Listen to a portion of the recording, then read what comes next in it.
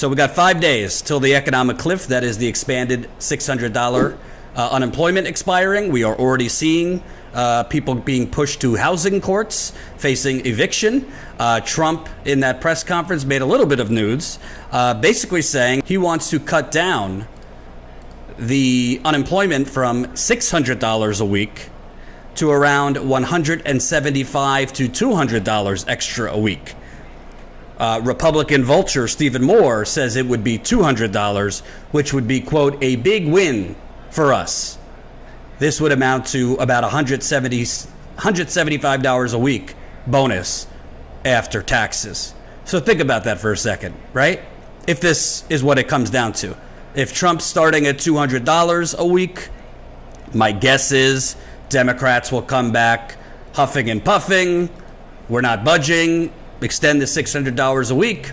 Maybe they'll meet in the middle at $275, $300 a week.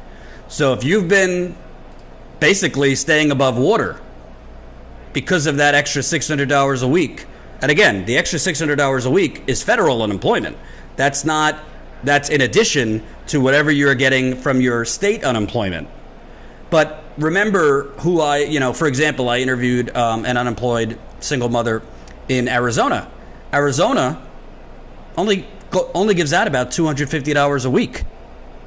So if you're getting a paltry $250 a week in Arizona, and many other states are not that much better in terms of what you're getting from the state. If you're only getting $250, $275, $300 a week from the state, and then you're only getting, for argument's sake, let's say $300 a week from your state, that's $600 a week, but that's without the other. That's basically $600 a week total, combined, when you're combining state and federal. Well, $600 a week, do the math. $600, $1,200, $1,800, $2,400. It's $2,400 a month. If you live in Seattle, if you live in LA, if you live in New York, if you live in DC, if you live in parts of Chicago, maybe that'll cover your rent. And again, I'm just using Arizona as an example. There are a lot of states that the unemployment that they put out, that they're offering just on the state level, is it's crumbs, $250 to $300 a month.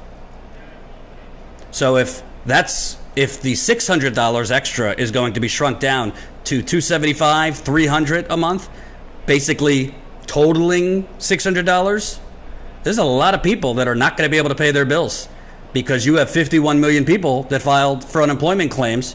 Every week we've been getting another 1.3 million to 1.5 million. That ain't changing, because the case count keeps increasing. In Texas, in Florida, the hospitals are nearly overrun. In Miami, the hospitals are overrun. I don't know. You do the math. If your rent, if with unemployment, you're making between $2,000 and $2,400 a month if you're unemployed, is that going to cover your rent? Is that going to cover your health care deductibles if you've lost health care? If you have to go on Obamacare or COBRA, utilities, car payment, student loans. Gillamy LaSalle, North Carolina, only gives $175 a week. It's even worse than Arizona. All the payments. If you got a house, things come up. Your car payments, car insurance. Is $2,400 going to do it? They're also talking about a additional $1,200 check. Again, I consider that totally inadequate. Obviously, if your choice is $1,200 or not getting $1,200, you're going to take the $1,200. But the point is, and this, I think Jeff Stein, who's been doing good work on all this at the Washington Post, point is, the other big factor here is how long the benefits are extended for. Sounds like if they only extend it for 2 to 3 months or so, the benefits will be bigger. If they extend it through December, it would presumably be at a lower amount. Well,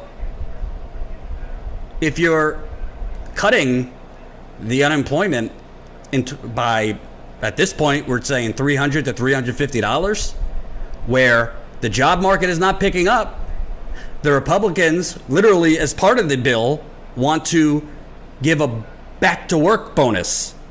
So essentially dangling a back-to-work bonus off of desperate unemployed workers to rush back to work during a still very, very deadly pandemic. The death count is starting to rise at a more accelerated rate with no vaccine. What is amazing about this is you have Chuck Schumer. He says, coming out of a meeting, earlier today I said Republicans are divided. I want to amend that. Republicans are in complete disarray, totally incompetent, totally in disarray, totally at war with one another. You know, the amazing part about this, and you know, I always tell you, Nancy Pelosi, she drove the getaway car as Trump and McConnell robbed the Treasury in the first coronavirus bill, $4 to $6 trillion, give or take, going to corporations that did not need the money, that are firing their workers, even though technically the strings attached meant they were not to fire their workers. Go ask Boeing. They're laying off their workers this fall. They've already announced it. After getting trillions of dollars in free money that they did not need. That's when Pelosi, Schumer, the Democrats had the leverage. And they just went along with this bank robbery. The Democrats were united. Schumer says the Republicans are a mess and divided. The Democrats were united in allowing Trump and McConnell to give a $1 trillion, essentially free money to corporate America, while essentially setting an expiration date for the unemployment benefits when no one had a clue how long this was going to be. No one had a clue how long this pandemic was going to be. And they set this for expiration knowing, well, if they didn't know, they're morons, that they would have zero leverage at this point. So what's going to happen? What always happens? Pelosi, Schumer, MSNBC, the think tanks, all of the usual suspects who defend this incompetence and, frankly, corruption are going to say, what can we do? Trump has the White House. McConnell has the Senate. They say, we can't do anything. You agreed to the first sandwich. You did not get in front of cameras like I've been saying to do for the last 3 weeks, sounding the alarm that this is about to expire. All of this, you know, the bottom line is we're going to be told that the Republicans are awful. They're cutting this unemployment when Americans need it most. But it's all theater, because the Democrats knowingly went along with this when they did not have to. They had the leverage. The Republicans didn't have the leverage. The Democrats had the leverage. So if you're sitting there with your $600 a month, $600 a week, and it's getting cut down to, if you're lucky, $300 a week, plus the $1,200 check, well, what happens next? Do we anticipate the job market is suddenly going to come back as we still have a hodgepodge of state-by-state criteria and protocols? We don't have one national uniform, lock down the whole country for 3 weeks, which I've been saying for months. Civil libertarians get up my behind about it, but c'est la vie. That's what we should have done, and that's what we should do now. So the job market's not going to be exploding back, and from the sounds of it, we're looking at another 2 to 3 month extension. The other aspect of this, which Dave Dayen at the American Prospectus pointed out, but it's a real cluster. If you were lucky enough to be eligible for the $600 a week unemployment, a lot of people didn't get it right away. A lot of people It took weeks and weeks and weeks to get it. I've been scouring Reddit, seeing people talking about sharing their horror stories where they were literally calling their state unemployment offices for hours and hours and days and days. Meanwhile, Jeff, while they were doing this guy was marching closer and closer to becoming a trillionaire. We'll talk about that a little bit later. So, these state unemployment offices are not equipped for just this mad dash of people calling in for unemployment. They have antiquated tech, antiquated computer software, and antiquated systems. Most of them do not have enough staff. When I interviewed somebody in Arizona who's unemployed, she says they had to hire an extra 200 people because of this. So if with the $600 extra a week, they were having problems getting out that unemployment insurance in time, how are you going to handle it when you have different levels and a gap?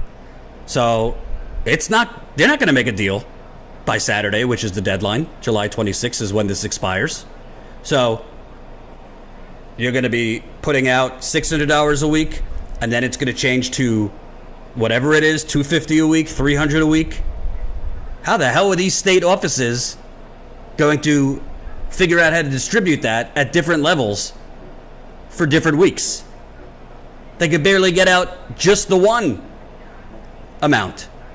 Hope you enjoyed that last video. Hop on over to statuscoup.com where you can sign up for our email list and become a member for as low as $5 to $10 a month. Membership is how we grow. That's statuscoup.com/join. And remember, join our email list so we can grow the revolution with you.